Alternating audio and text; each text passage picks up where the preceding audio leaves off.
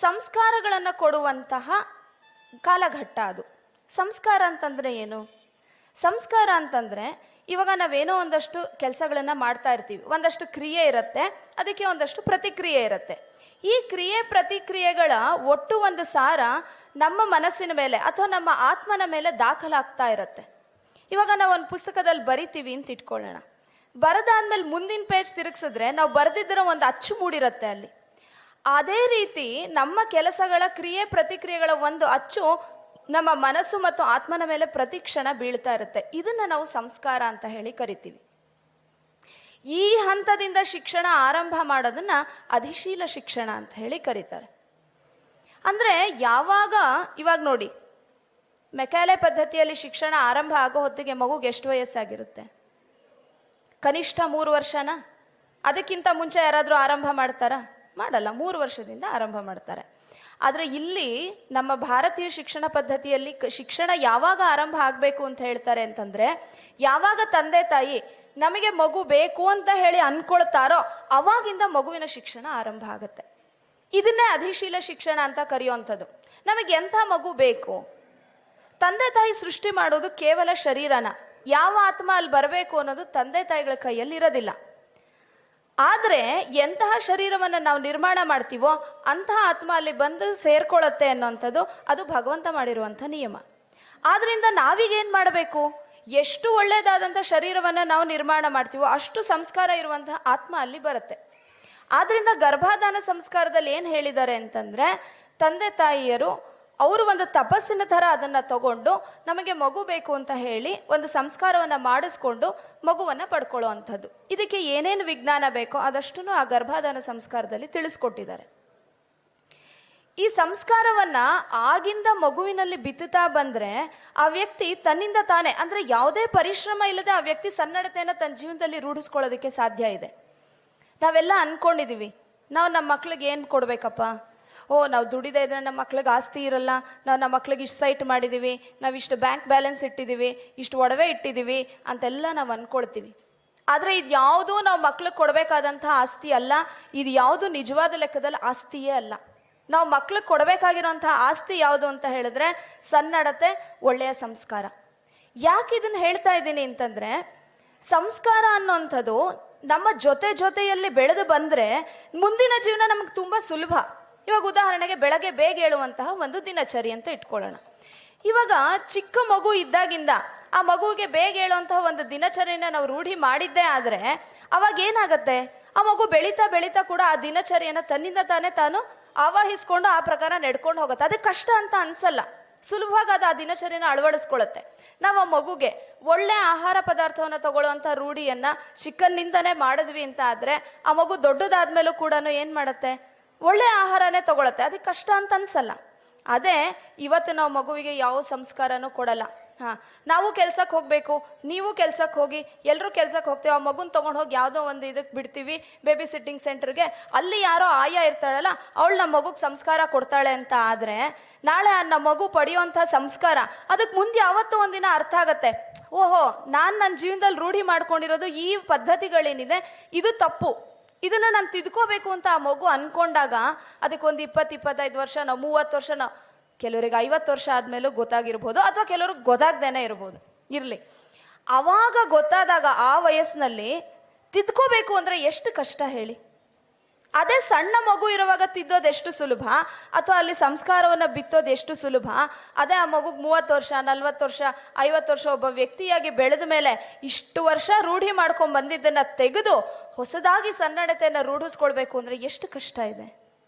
ಇವಾಗ ನಾವೇನೆ, ನಮ್ಮ ಹತ್ತಲ್ಲಿ ಎಷ್ಟೊಂದು ದುರ್ಗುಣ ಇದೆ, ಅದನ್ನ ನಾವು ಇವತ್ತು ಬದಲಾವಣೆ ಮಾಡ್ಕೋಬೇಕು ಅಂದಾಗ ನಾವು ಎಷ್ಟು ಕಷ್ಟಪಡ್ತೀವಿ. ಅದೇ ನಮ್ಮ ತಂದೆ ತಾಯಿ ನಮಗೆ ಚಿಕ್ಕಂದಿಂದಾನೇ ಯಾವ ಸದ್ಗುಣಗಳನ್ನ ಕಲಿಸಿದಾರೋ ಅದು ನಾವು ಸಹಜ ಅನ್ನೋ ತರ ಮಾಡ್ಕೊಂಡು ಹೋಗ್ತೀವಿ. ನಮ್ಗೆ ಅದು ನಾವು ಮಾಡ್ತಾ ಇದೀವಿ ಅಂತಾನೆ ನಮಗೆ ಗೊತ್ತಾಗಿರಲ್ಲ, ಅಷ್ಟು ಸಹಜವಾಗಿ ಮಾಡ್ಕೊಂಡು ಹೋಗ್ತಾ ಇರ್ತೀವಿ ನಾವು. ಹೇಗೆ? ಬಾಲ್ಯದಿಂದ ಬಂದಂತಹ ಸಂಸ್ಕಾರ, ಅದನ್ನೇ ಅಧಿಶೀಲ ಅಂತ ಹೇಳಿ ಕರಿತಾ ಇರುವಂಥದ್ದು. ಈ ಅಧಿಶೀಲ ಶಿಕ್ಷಣವನ್ನ ನಮ್ಮ ಮಕ್ಳಿಗೆ ಕೊಟ್ಟಿದ್ದೇ ಆದ್ರೆ ಇನ್ಯಾವ ಆಸ್ತಿಯನ್ನು ನಾವು ನಮ್ಮ ಮಕ್ಳಿಗೆ ಕೊಡಬೇಕಾಗಿಲ್ಲ. ಖಂಡಿತ ಇದು. ಯಾಕೆ ಅಂತಂದ್ರೆ ಬೇರೆ ಆಸ್ತಿ ಎಲ್ಲಾನು ಇವತ್ತಿರತ್ತೆ, ನಾಳೆ ಹೋಗತ್ತೆ. ಅಥವಾ ಮಕ್ಕಳು ತಮಗ್ ಬೇಕು ಅಂದ್ರೆ ಸಂಪಾದನೆ ಮಾಡ್ಕೊಳ್ಳೋಷ್ಟು ಸಾಮರ್ಥ್ಯ ಅವರಲ್ಲಿರತ್ತೆ. ಆದ್ರೆ ಈ ಸಂಸ್ಕಾರ ಬಾಲ್ಯದಲ್ಲಿ ಹೋಯ್ತು ಅಂತ ಆದ್ರೆ ಮತ್ತಿನ್ಯಾವತ್ತು ಈ ಜನ್ಮದಲ್ಲಿ ಮುಂದಿನ ಜನ್ಮದಲ್ಲಿ ಅವಕಾಶ ಸಿಗ್ಬೋದು, ಈ ಜನ್ಮದಲ್ಲಂತೂ ಮತ್ತೆ ಆ ರೀತಿಯ ಸಂಸ್ಕಾರ ಪಡ್ಕೊಳ್ಳುವಂಥ ಅವಕಾಶ ಆ ಮಕ್ಳಿಗೆ ಸಿಗಕ್ಕೆ ಸಾಧ್ಯನೇ ಇಲ್ಲ.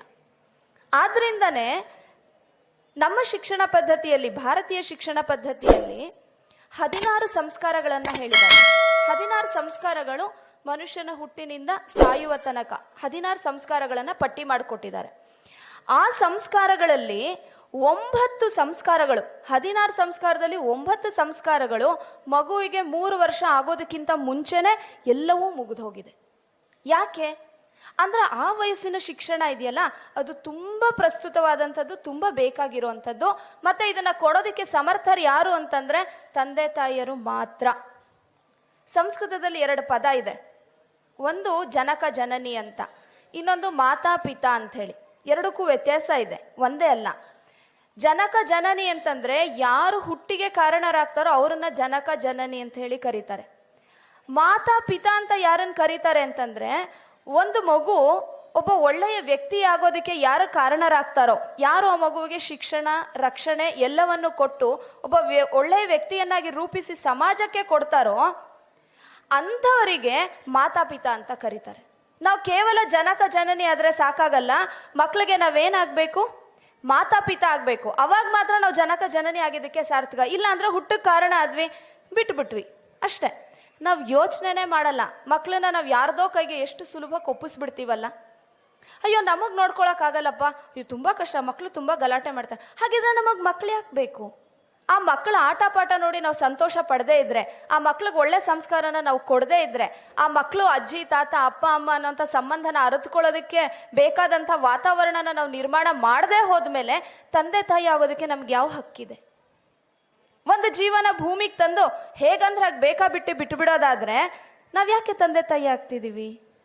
ಇದನ್ನ ಒಂದು ಕ್ಷಣ ಯೋಚನೆ ಮಾಡಬೇಕು. ಯಾಕೆಂದ್ರೆ ಈ ಅಧಿಶೀಲ ಶಿಕ್ಷಣ ಅನ್ನೋಂಥದ್ದು ಇದೆಯಲ್ಲ, ತುಂಬಾ ಮುಖ್ಯವಾದಂಥ ಒಂದು ಕಾಲಘಟ್ಟ.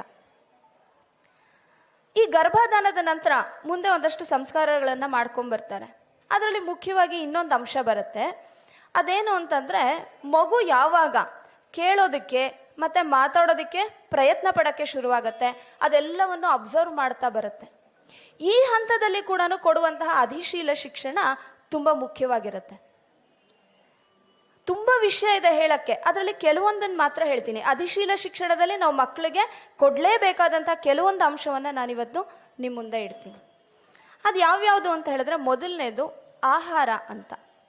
ಈ ಆಹಾರ ಎಂಥ ತಗೋಬೇಕು ಅನ್ನೋದನ್ನ ನಾವು ಮಕ್ಕಳಿಗೆ ಬಾಲ್ಯದಿಂದನೇ ಕಲಿಸ್ಬೇಕು. ಇದನ್ನ ಯಾವಾಗ ಕಲಿಸ್ಬೇಕು ಅಂತ ಹೇಳ್ತಾರೆ ಅಂದ್ರೆ, ಯಾವಾಗ ಮೊದಲನೇ ಸಲ ನಾವು ಮಗುವಿಗೆ ಆಹಾರ ತಿನ್ನಿಸ್ತೀವಲ್ಲ, ಅನ್ನಪ್ರಾಶನ ಅಂತ ಹೇಳಿ, ಅವತ್ತಿಂದ ಮಗುವಿಗೆ ಆಹಾರದ ಬಗ್ಗೆ ಒಂದು ಆದರ್ಶ ಆರಂಭ ಆಗತ್ತೆ.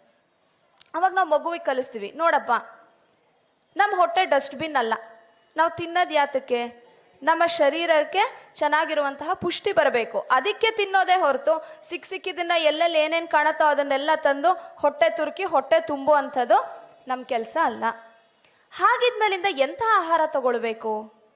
ಶರೀರಕ್ಕೆ ಶಕ್ತಿ ಬರುವಂತಹ ಆಹಾರ ತಗೊಳ್ಬೇಕು, ರೋಗವನ್ನ ತಾರದೇ ಇರುವಂಥ ಆಹಾರ ತಗೊಳ್ಬೇಕು, ಸ್ವಚ್ಛವಾಗಿ ಯಾವ ಸಮಯದಲ್ಲಿ ತಗೋಬೇಕೋ ಆ ಸಮಯದಲ್ಲಿ ತಗೋಬೇಕು. ಬಹುಶಃ ನಾವು ಅನ್ನಪ್ರಾಶನ ಮಾಡಿದಾಗ ಮಗುಗಿದೆಲ್ಲ ಅರ್ಥ ಆಗುವಂಥ ಪರಿಸ್ಥಿತಿ ಇರಲ್ಲ. ಅದನ್ನೇ ನಾನು ಆಗ್ಲೇ ಹೇಳಿದೆ, ಏನು ಸಂಸ್ಕಾರ ರೂಪದಲ್ಲಿ ಅವತ್ತಿಂದ ನಾವು ಆರಂಭ ಮಾಡಿದ್ರೆ ಮುಂದೆ ಆ ಮಗು ಸಹಜವಾಗಿ ಯಾವುದೇ ಕಷ್ಟ ಇಲ್ಲದೆ ಸರಿಯಾದ ಆಹಾರನ ಆಯ್ಕೆ ಮಾಡೋದನ್ನ ಆ ಮಗು ಕಲ್ತ್ಕೊಳ್ಳುತ್ತೆ. ಆದ್ರೆ ಇವತ್ತು ನಮ್ಮ ಪರಿಸ್ಥಿತಿ, ದುಸ್ಥಿತಿ ಹೇಗಿದೆ ಅಂದ್ರೆ, ಕೆಲವೊಂದ್ಸಲಿ ನಗಬೇಕು ಅಳಬೇಕು ಅಂತ ಗೊತ್ತಾಗಲ್ಲ. ನಾವು ಹೇಳ್ತೀವಿ ಭಗವಂತ ಪರಿಶುದ್ಧವಾಗಿ ನಮಗೋಸ್ಕರ ಅಂತ ಹಣ್ಣು ಹಂಪಲು ಹಾಲು ತರಕಾರಿ ಇಂಥವನ್ನೆಲ್ಲ ಸೃಷ್ಟಿ ಮಾಡಿ ನಮಗೋಸ್ಕರ ಅಂತ ಕೊಟ್ಟಿದ್ರೆ ಆಹಾರಕ್ಕೆ ಅಂತ ಹೇಳಿ, ನಾವೇನ್ ಮಾಡ್ತೀವಿ ಮಕ್ಳಿಗೆ, ಅಯ್ಯೋ ಬಾಳೆಹಣ್ಣು ತಿನ್ಬೇಡ ಶೀತ ಆಗತ್ತೆ, ಅಯ್ಯೋ ಇದೇನೋ ತಿನ್ಬೇಡ ಇನ್ನೇನೋ ಆಗತ್ತೆ, ಈ ರೀತಿ ಪ್ರಾಕೃತಿಕವಾದಂಥ ಆಹಾರಗಳಿಗೆಲ್ಲ ಒಂದೊಂದು ಹೆಸರಿಟ್ಟಿದ್ದೀವಿ. ಅಯ್ಯೋ ನಮ್ಮ ಮಗುಗೆ ಇದು ಅಲರ್ಜಿ, ನಮ್ಮ ಮಗುಗೆ ಇದಾಗಲ್ಲ, ಅವ್ರಿಗೆ ಅದು ಕೊಡಬಾರ್ದು ಇದು ಕೊಡಬಾರ್ದು ಅಂತ ಎಲ್ಲ ಉದ್ದಕ್ಕೆ ಪಟ್ಟಿ ಮಾಡಿ ಕೊನೆಗೆ ಯಾರೋ ಕೆಮಿಕಲ್ನ ತಯಾರು ಮಾಡಿದಂತಹ ಮಾತ್ರೆಗಳನ್ನ ಬರ್ಕೊಟ್ರೆ ಭಗವಂತನಿಗಿಂತ ಶ್ರೇಷ್ಠ, ಭಗವಂತನ ಸೃಷ್ಟಿಗಿಂತ ಶ್ರೇಷ್ಠ ಆ ಮಾತ್ರೆಗಳು, ಆ ಸಿರಪ್ಪು, ಇನ್ನೊಂದು ಮತ್ತೊಂದು. ನಾವು ಅದನ್ನೇನು ಮಾಡ್ತೀವಿ, ಮಗುಗೆ ಚೆನ್ನಾಗಿ ತಿನ್ನಿಸ್ತೀವಿ. ಅದಕ್ಕೆ ಸರಿಯಾಗಿರುವಂಥ ಪುಷ್ಟಿಕರವಾದಂಥ ಆಹಾರ ಕೊಡೋದು ಬಿಟ್ಟು ಇದನ್ನ ಮಗುಗೆ ತಂದು ಹಾಕಿದ್ರೆ ಆ ಮಗು ಏನಾಗಬೇಡ. ನಾವು ಇದನ್ನ ಯೋಚನೆ ಮಾಡಿಲ್ಲ, ಆ ಮಗುನು ನಾಳೆ ಹಾಗೆ ಅನ್ಕೊಳ್ಳುತ್ತೆ. ಹಾಗಲ್ಲ, ನಾವು ಅಲ್ಲಿಂದ ಸಂಸ್ಕಾರ ಕೊಡಬೇಕು ಮಗುಗೆ. ಭಗವಂತ ಕೊಟ್ಟಂತಹ ಎಲ್ಲ ವಸ್ತುವು ಕೂಡ ನಮಗೆ ಆಹಾರಕ್ಕೆ ಅಂತ ಹೇಳಿ ಸಾತ್ವಿಕವಾದಂತಹ ಸಸ್ಯಾಹಾರ ಯಾವುದನ್ನ ಭಗವಂತ ನಮಗೆ ಕೊಟ್ಟಿದ್ದಾನೆ ಅದೇ ನಮ್ಮ ನಿಜವಾದ ಆಹಾರ ಅನ್ನೋದನ್ನ ನಾವು ಮಗುಗೆ ಸಣ್ಣದ್ರಿಂದನೇ ಹೇಳ್ಕೊಡ್ಬೇಕು.